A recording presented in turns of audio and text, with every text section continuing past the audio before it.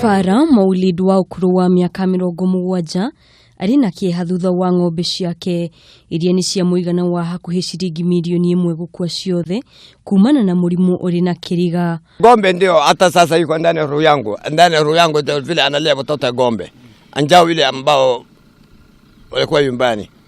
Maulid augite ng'ombe icio irarithitio huguru-ini cia Rũĩ rwa Tana na itirari na dalili cia murimu o wothe, na gukua kwa ng'ombe icio ni hadhara kuri we na nyumba yake. Kitu amefanyika mimi sijajua.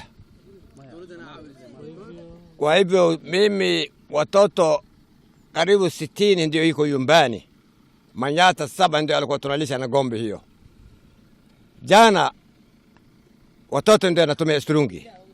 Kuringana na Abdi uria ni murio wa Maulid, augete riu tiritari ya mbere kureithia mahiu huguru-ini cia Rũĩ rũu na gikuo giacio ni kirarigithirie. Na saizi hatujui ni nini haswa kiini ambacho kiliua mangombe zetu.